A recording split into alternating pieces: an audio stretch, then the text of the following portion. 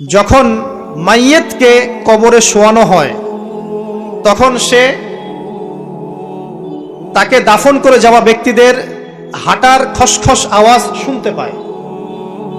এরপরে তাকে যখন শুইয়ে দেওয়া হয়, সে যদি মুমিন ব্যক্তি হয় তাহলে তার মাথার দিকে তার সলাত এসে দাঁড়িয়ে যায়। দুনিয়াতে আপনি যে নামাজগুলো পড়েছেন, আমি যে নামাজগুলো পড়ছি, এগুলো মাথার দিকে দাঁড়িয়ে যায়। ডান দিকে চলে আসে তার সওম, সওম মানে কি?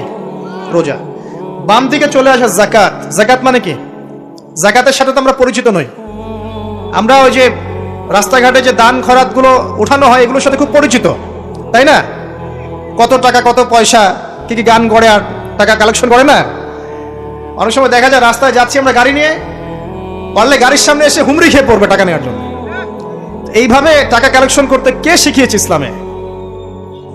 আর আমরা অনেক সময় ছোট ছোট বাচ্চাদেরকে দিয়ে, মাদ্রাসার ছোট ছোট বাচ্চাদেরকে দিয়ে টাকা কালেকশন করাই। এটা ঠিক না। কেন ঠিক না জানেন? ছোটবেলা থেকেই ওর ব্যক্তিত্ব নষ্ট হচ্ছে। এই হাতটা উত্তম না এই হাতটা উত্তম? উপরের হাত উত্তম, নিচের হাত উত্তম? তো ছোটবেলা থেকে সে নিচের হাতে অভ্যস্ত হচ্ছে।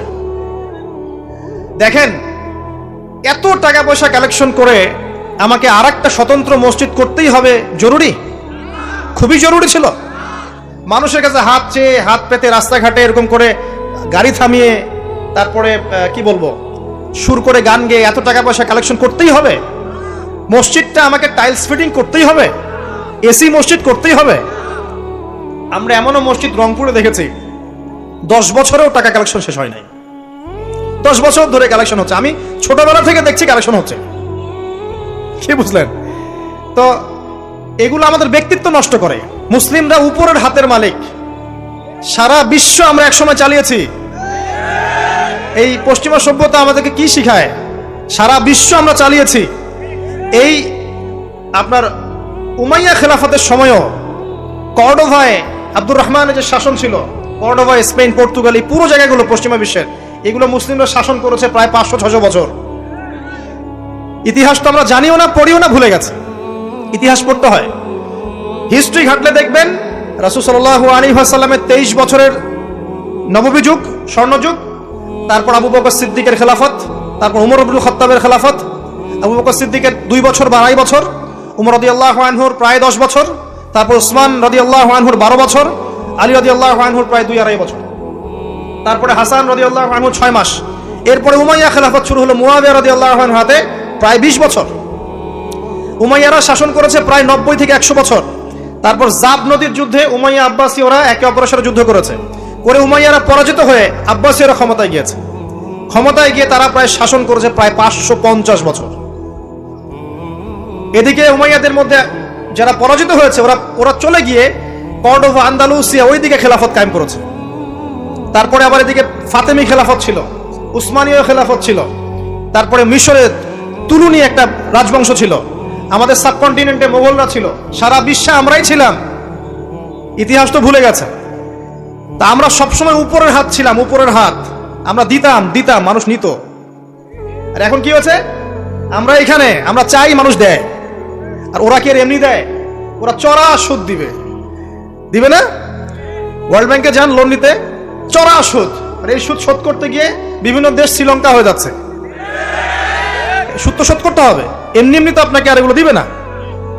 এই সুদটা শোধ করতে গিয়ে আমাদের জিনিসপত্রের দাম বেড়ে যাবে, তারপরে দেখবেন জনগণের উপর কর বেড়ে যাবে, অনেক প্রবলেম। আর এই প্রবলেমগুলো ফেস করতে হবে কি কারণে? রিবা বা সুদের কারণে।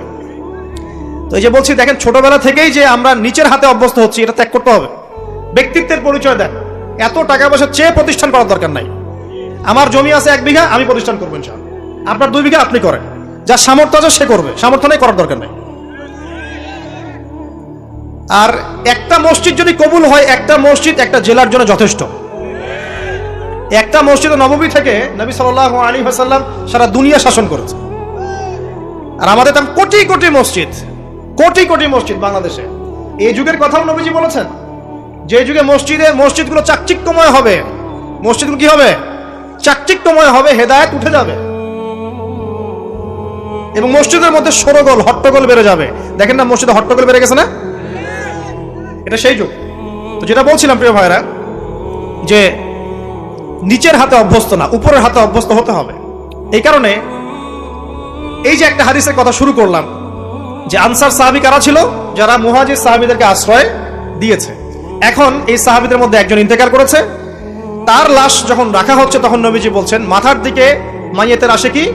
সালাত। সালাত মানে কি? নামাজ। 5 ওয়াক্ত নামাজ আজকে থেকে ছাড়বেন? ওয়াদা করেন আজকে থেকে 5 ওয়াক্ত নামাজ ছাড়বো না ইনশাআল্লাহ। একটা হাদিস খালি বলি, মান তারাকা সালাতান মুতাআম্মিদান ফাকাদ কাফারা, মান তারাকা সালাতান মুতাআম্মিদান ফাকাদ কাফারা।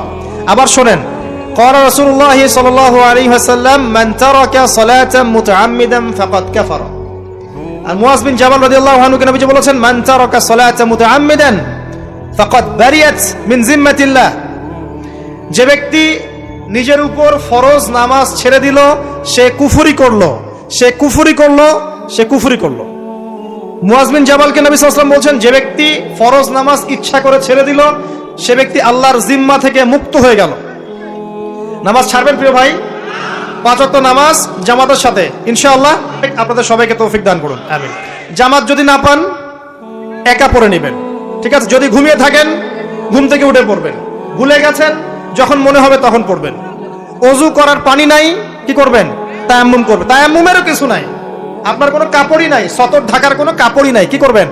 বসে বসে নামাজ পড়বেন ওই অবস্থাতেই। এটা কোনো মাফ নাই, মানে আপনার ওযু করার কোনো পানি নাই, তায়াম্মুমের কিছুই নাই, কাপড়ও নাই সতরে, তখনও নগ্ন হয়ে বসেই নামাজ পড়তে হবে, মাফ নাই। যখন শোয়ানো হবে মাথার দিকে কি থাকবে? সালাত।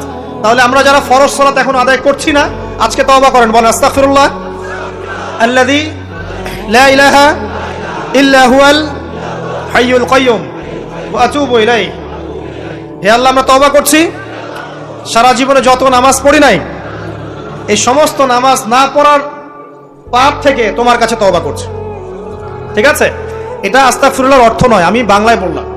আর যদি নামাজ কাজা করে আদায় করে দিতে পারেন আলহামদুলিল্লাহ, খুবই ভালো হয়।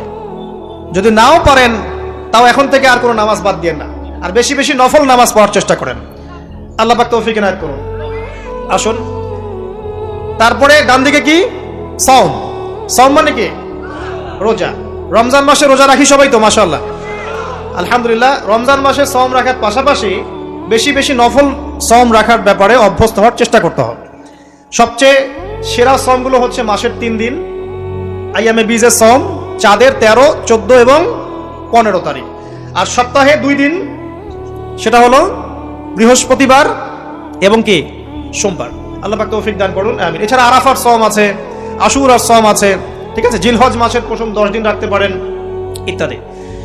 এবার বাম দিকে কি? যাকাত।